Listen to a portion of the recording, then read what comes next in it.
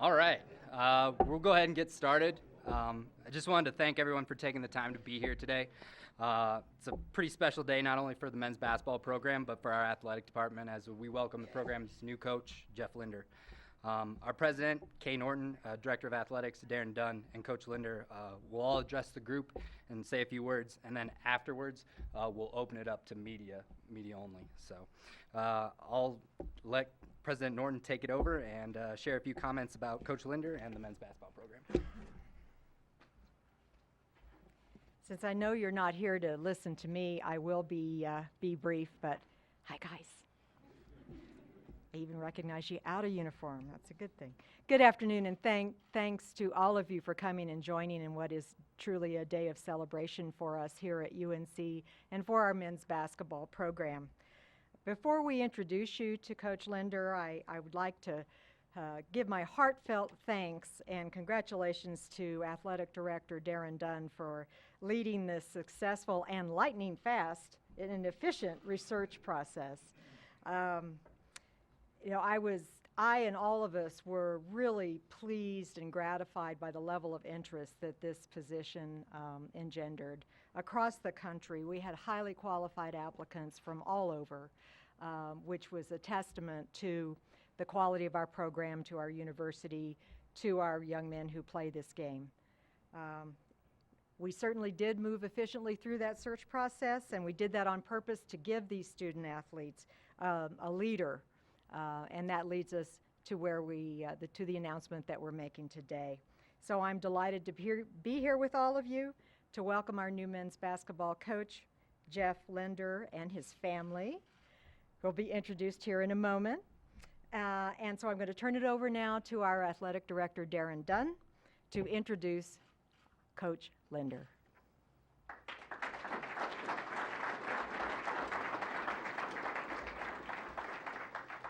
Good afternoon. How's everyone doing today? Good. Thank you, President Norton, for your words, but more importantly, your support throughout this process. It's been great for us. Thank you all for coming this afternoon. I want to point out to so many of our current and former student athletes and our coaches that are here and our supporters, thank you very much for being here. There are a few thank yous that I would like to go through before we introduce our new head coach. First, I'd like to recognize our chairman of the board, Dick Monfort, as well as John Schmidt, for their friendship, support, and guidance throughout this process. It's been great to have them supporting us during this time. I want to thank the members of our men's basketball team. I really appreciate how you trusted us and handled a difficult situation like men, so I appreciate that.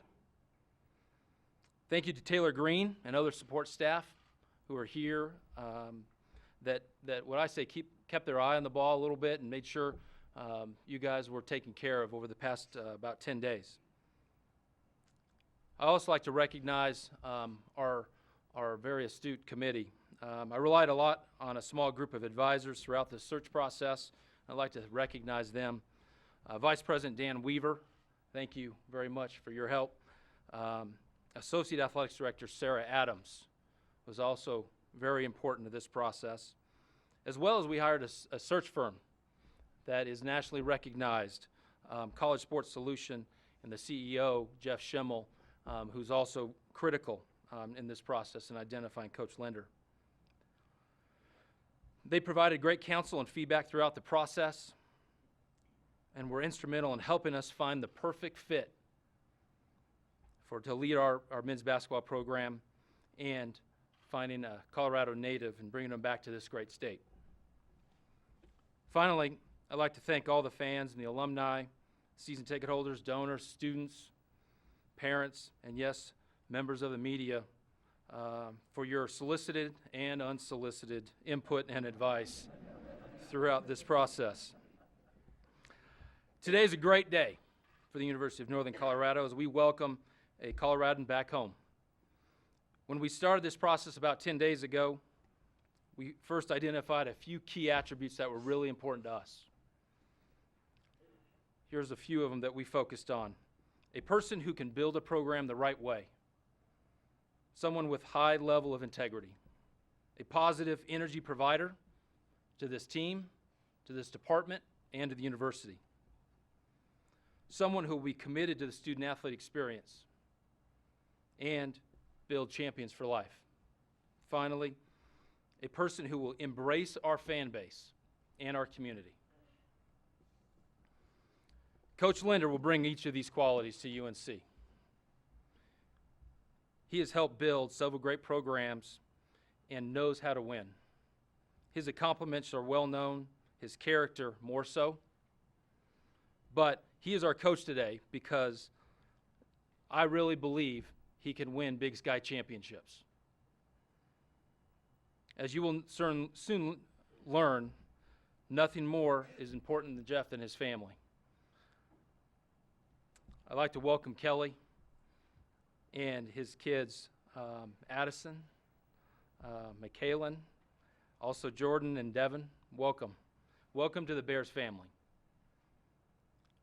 We, here at UNC, we build champions for life. And today, I really believe we're one step closer to our goal. Please join me welcoming our new head men's basketball coach, Jeff Linder.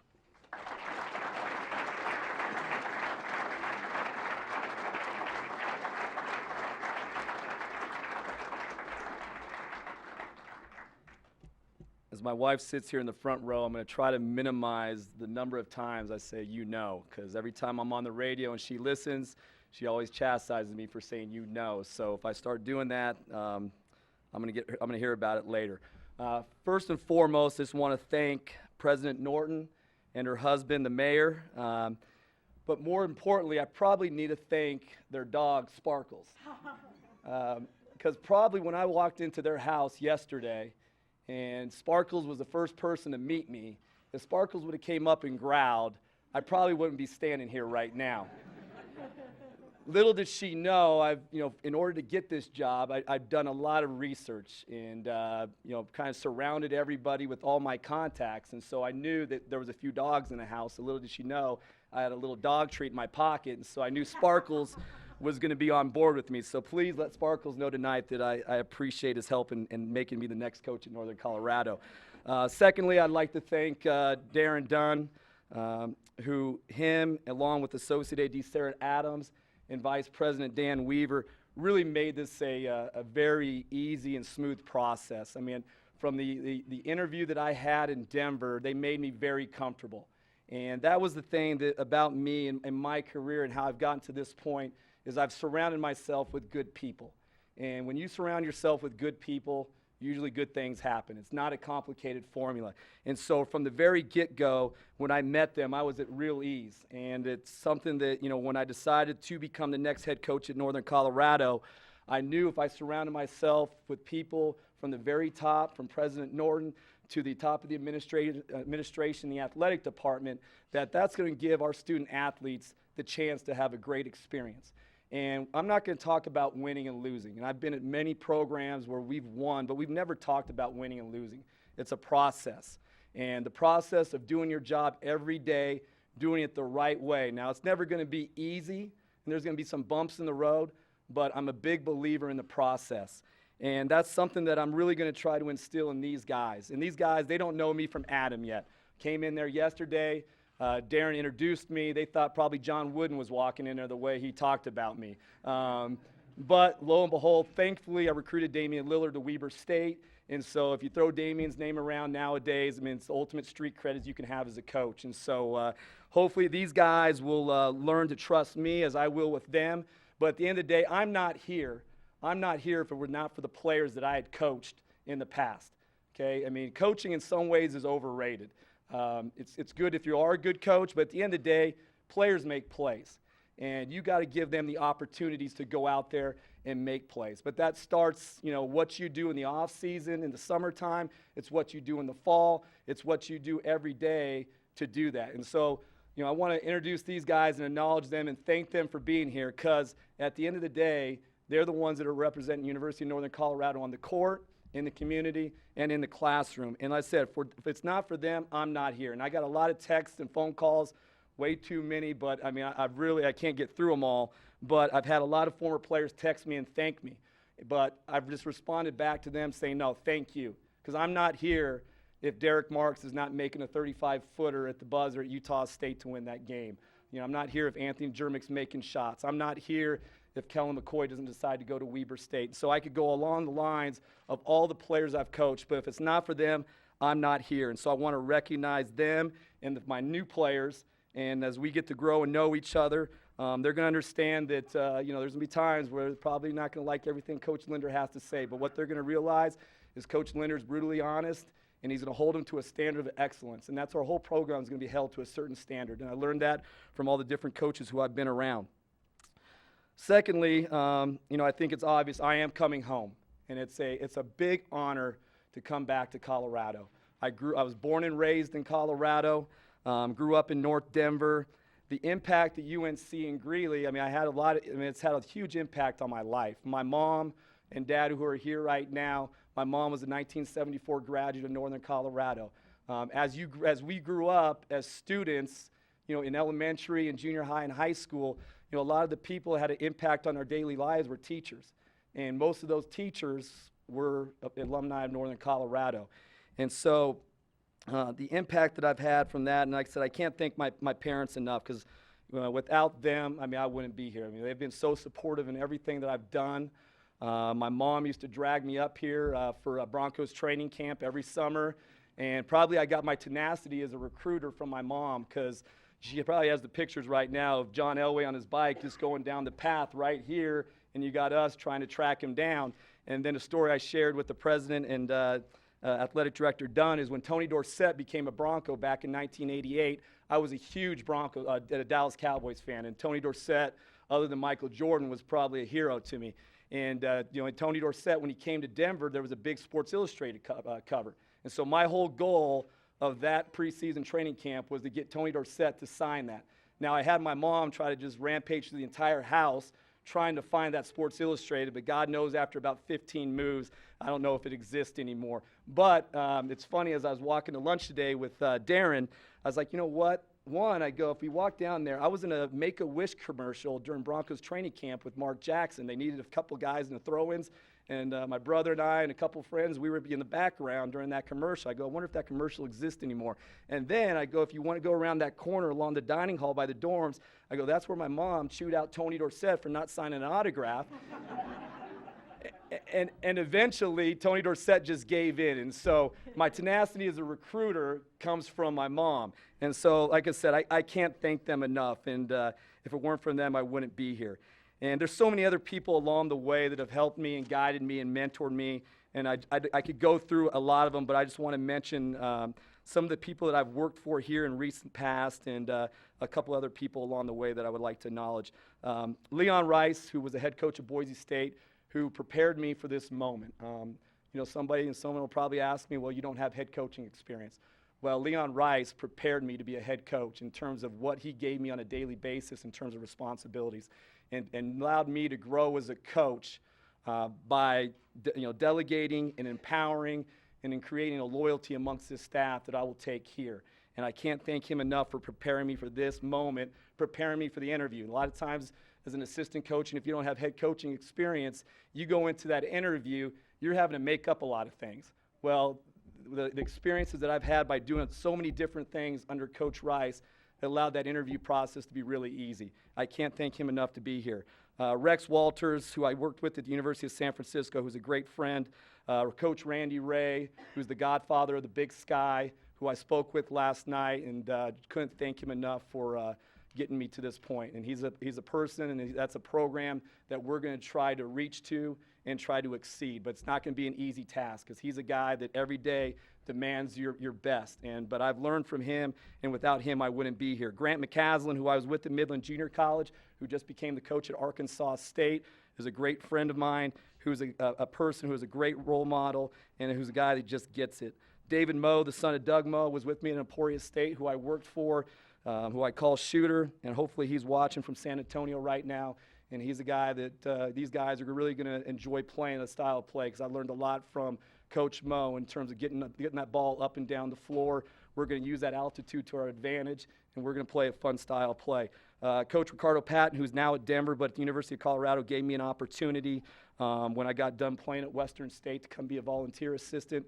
He didn't allow me to have, he didn't have to allow me to come in the front door. Although I think probably right now, after about the second day when we went out to the golf course and I beat him, I don't think I was allowed back in. If anybody knows Ricardo, he loves to golf. My college coach, Bob Hoffman, and hopefully he's back from Mexico, but he's had a great impact. And that's hopefully the impact that I can have on these young men is the impact that he had on me. He's a guy that I still talk to at least once, twice a week. He's a guy that I can bounce different things off of, and we just have a really, really special relationship. And so hopefully my goal to these players, the players I've coached in the past, is that I can be somebody that they can count on throughout their life. And as I see Devin Beitzel out there, I made the mistake when I was at Midland Junior College. He was actually the first place he actually visited was Midland. He went to the same high school as I did, Centaurus, and we had a mutual friend in Carlos Daniel. And Carlos said, hey, this kid can play. I'm like, all right, you're sure? And so we brought him down. Well, a week later, I left to go to Weaver, and then Tad made the right decision to bring him to Northern Colorado. And along with Devin and all the former players, I really want to embrace them. And as I go down the history book and I go down all the names, it's amazing how I just went with a highlight and highlight all the different players that I've known from a lot of different eras. And some of the players that maybe I don't know from the 70s, I can call Coach Terry Dunn, who's the coach at Sierra High School, who played here from 74 to 78, and he'll be able to fill me in on those guys. My mentor and a great friend of mine, John Olander, who's here today, who played here from 88 to 92. I remember when he came and he started coaching me at Northland High School in 1993, he used to mention Mike Higgins, and talked about Mike Higgins when he used to go to the LA Lakers. But Coach Olander, he's a guy that's helped me a lot tremendously. And I said, being a Northern Colorado grad, that's another memorable moment in my life by somebody that had ties to the university. And then the last person I want to recognize, and he's not here,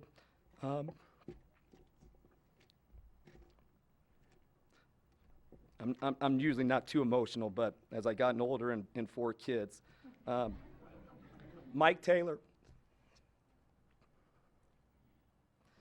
he was my high school coach from 93 to 94, and he was an assistant here for Coach Olander, and then he in 94 he left to go to Cornell University, and sadly he took his own life far too soon. But he was someone that that was hard on me, was really hard, but he was someone that really impacted me and really was the one that kind of guided me into coaching through the summer camps that he had in the summertime. I wish his parents could be here today. They're in Longmont and they had other prior obligations. But Coach Taylor was a graduate of Northern Colorado. And, I said I wouldn't be here today with him. And hopefully I said he's upstairs. And there's been a lot of, whether you believe in fate or divine intervention, me getting here today. And I'm sure he's up watching from above and looking down, and he's probably smiling. And last but not least, people can say, I have my faults, but I also have my strengths, and I'm very loyal, and I'm very honest. Maybe honesty, might be even a weakness because I'm brutally honest, and you guys will realize that. But I'm also probably a good recruiter because I'm a very good evaluator. I've never been at maybe the so-called best job, but I've always made the job I've at, done more with less, and have won championships. And I really did a great job in the evaluation process. Was when I was a 6th grader, and I was at Cotton Creek Elementary School, and we were going to 7th grade orientation. And so we were on the bus, and I was on top of this hill. And lo and behold, that same day in 6th grade, Westview Elementary School was there.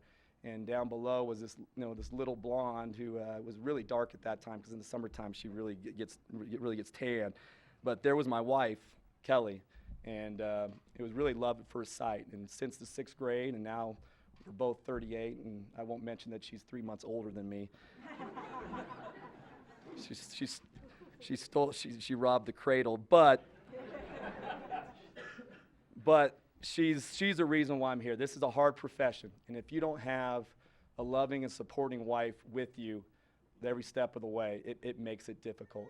And family, and there's McKaylin, family means everything to me.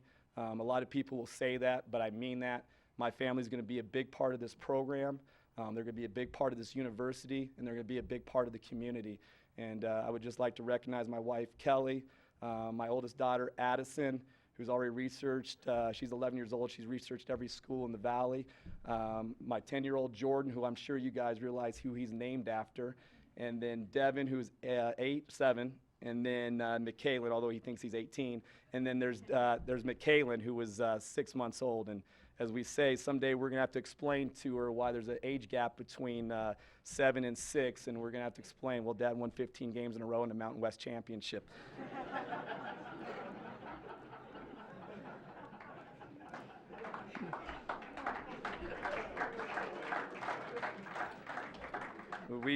When that Super Bowl baby commercial came up during the Super Bowl, we sat there and looked at each other and chuckled. But we're so thankful to be here and to have the opportunity to represent the University of Northern Colorado, to represent the city of Greeley, and to represent Bear Nation. And like I said, trust is earned and respect is earned, and hopefully we're going to do that. We're going to do that, like I said, in the classroom, in the community.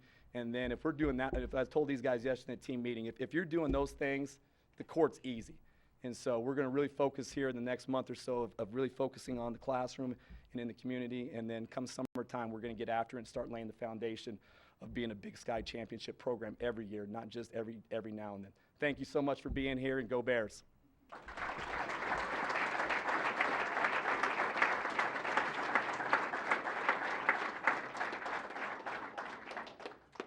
We'll go ahead and open it up to questions for the media now for President Norton, Athletic Director Dunn, and Coach Linder. Darren, how long is it? Is it a more than 1-year contract? It is a 5-year contract. And the amount? The amount is still being worked out, and we'll have that information for you later this week. Up or down from what it was?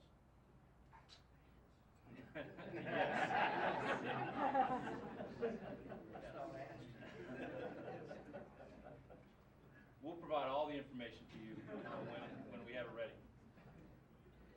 Darren, how soon did you identify Jeff as a candidate that you really wanted to talk to for this position? You know, we had a good list probably a few days before we made the announcement. And, you know, we're fortunate to have a search firm that really helped us, and that was critical. You know, we had a long list, but we narrowed it down quickly. And, you know, I think we ended up meeting with about 5 different candidates, and it was obvious really quickly about who was the leader. And we made quick work of it because I think we had a great process. It was very organized, and we had a lot of information and a lot of people that we talked to. So it was a short amount of time, but I promise you it was a lot of energy put into that amount of time. Did you have any concerns about not having them on campus for interviews? Not at all, not at all. And I think that's very typical. I've been a part of a lot of searches, and very rarely do we bring them to campus. We had a lot of information so we could show each candidate all the great attributes about this campus, the university, the city, and we tried to inform them during the 4 or 5 hour process that we spent with each candidate. So I think that they had a good understanding about us and about UNC before we made any kind of offer to Coach Linder. Jeff, has it really sunk in yet what the position is? Has it sunk in that you are now a head coach? You know, I called Coach Rice last night and said, you know, it's amazing when you move over one chair, you know, what the difference is. I had all the answers as an assistant coach, trust me, I had all the answers. And now he's looking at me like, hey, a little different when the rabbit has the gun. And so it's been, but for me, I was very blessed to work for Coach Rice, who had worked for Coach Few, who do it completely different than probably 99% of the college coaches in the country, at least on the basketball side. I mean, Coach Rice's background is more from the football side, and so the way he delegated more so, like I was the offensive coordinator, defensive coordinator, special teams, and so with that delegation, you know, it just allowed me to grow to where now, you know, that transition to being a head coach is not going to be that hard because, you know, hey, when we're playing Dayton in the NCAA tournament with 5 seconds left and we got a deep side OB, you know, he's not looking at me or he's not grabbing the board. I'm the one grabbing the board. I'm the one with the pen, and I'm telling the guys this is what we're doing, and he's not blinking an eye. So he prepared me. You mentioned Randy earlier. How happy are you to get that opportunity at being a head coach in the Big Sky? I think in terms of fit, and that's where, maybe other jobs opened up in the Big Sky in the past, but, I just didn't feel like that was the right fit. I think for me, I've been in enough places in enough different leagues to where, it doesn't matter what so-called level you're at, whether it's the, Power 5, which is more football, but Pac-12, Mountain West, Big Sky, there's good jobs and bad jobs. And for me, I always thought that this could be a good job.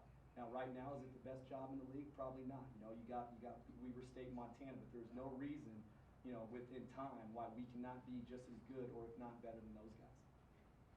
How much, oh, go ahead. Go ahead, Sam.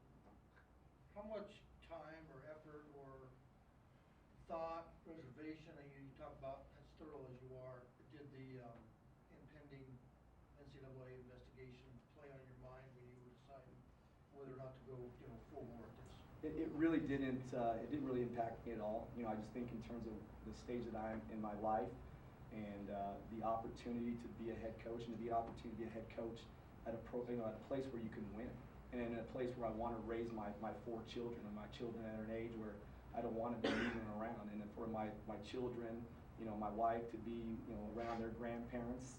My wife's from Northland as well, so. The opportunity to be closer home, it'll probably make maybe some of the bumps in the road that might come from the NCAA expansions, it'll make it a little bit easier, but I'm here for the long haul.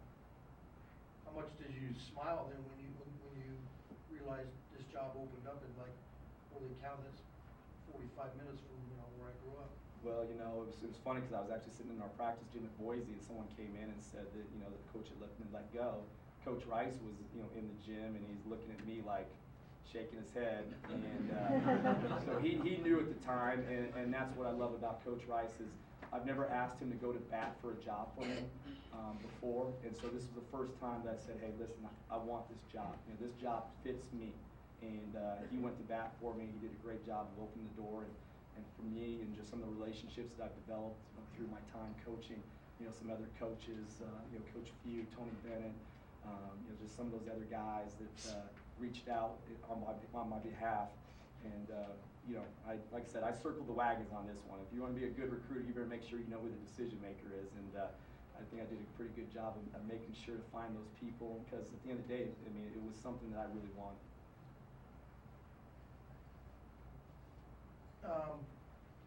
A little twist there, you're the 3rd guy to leave that staff since April. Correct. And he's replaced 2 of you. Two of the other 2 so far. Yes. Make you feel better.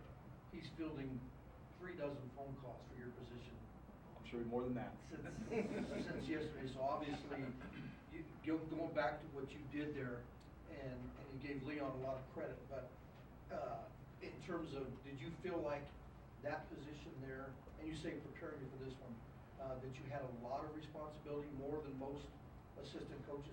I'll say this, in college basketball, the term associate head coach gets thrown around very loosely. Right. I earned the title of associate head coach. And like I said, in terms of what happens on a day-to-day basis, in terms of the decisions I had to make, within our own team, within our athletic department, he was very hands-off, but that's the way he operated, and it was beneficial to me. It's why I'm prepared without head coaching experience to be a head coach and to be a successful one. You already building a list or have made contacts or whatever on who's going to be your assistants? I have. Yeah, I have. Right now, hopefully I'll have a couple in the next couple of days. I'm not going to rush into too many different things, but I'm going to surround myself with kind of guys like me that have a chip on their shoulder. They've come with places where they've succeeded with less, and guys that are able to evaluate, guys that are able to develop. We're going to be able to develop here. That's what we had to do at Boise State. James Webb came to us as a guy that wasn't very highly recruited, and now he's a potential second round NBA draft pick, and he left early.